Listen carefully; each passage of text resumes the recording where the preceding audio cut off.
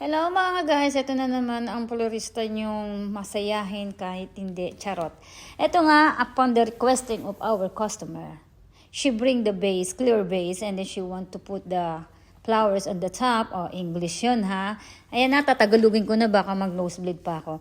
Ayan, nilagyan ko nga pala siya ng raskas sa loob ng base kasi ang gusto niya mangyari sa top lang. Magaang yung base niya. Siyempre, pag nilagay ko yan doon sa may bag na yun at lalagyan ko siya ng flowers sa top, hindi siya magbabalance kasi napakagaang nung baan niya ng base niya. So, kaya eto, nilagyan ko siya ng water at raskas sa loob para kahit paano pag tinanggal, meron siyang design. Ito na nga po, nagkakat ako ng Oasis foam para ilagay doon sa base. Nilagyan ko na nga pala yan ng scotch tape sa ibabaw para once na didikitan ko siya, hindi siya gagalaw at magsisilbing patungan niya doon sa ibabaw para hindi ma-shoot yung Oasis foam natin sa loob ng base. Ayan, nilalagyan ko na yung scotch tape. I-secure natin siya para hindi gumalaw-galaw, para hindi siya mahulog o gumewang-gewang katulad ng mga tatay nyo lasenggo. Charot! Happy New Year guys! Ayan, paka-secure natin siya para hindi siya mahuhulog at para hindi mapunta sa ibang lugar. Yan. Sisecure natin siya para kailangan matibay na matibay at kahit na alug-alugin siya, hindi siya magigiba. Ayan, nilagyan ko na nga siya ng unang tusok ay special flowers.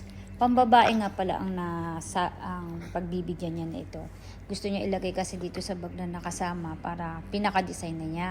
Kaya ayan, lalagyan ko siya ng special flowers para sulit naman ang kanya ibabayad.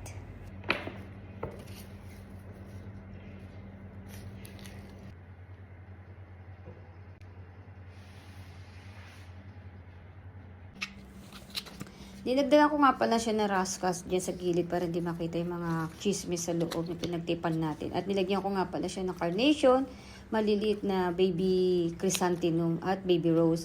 Pamparami rin kasi yan, ang baby rose at pampaganda rin. Pang highlights din at maganda rin sa mata. Kapag pang baby rin kasi yan, pang baby ang nakapili niya. Ayan na yung kinalabasan ng ating arrangement. Lalagyan niya ng pera yan guys, hindi niya dinala yung pera kaya ito lang muna ang ipapakita ko sa inyo. Ayan. Nilagyan nga pala ng customer ng tagi-100 yan. 100 dirham. So, 5 siya. That's why equivalent of 500 dirham.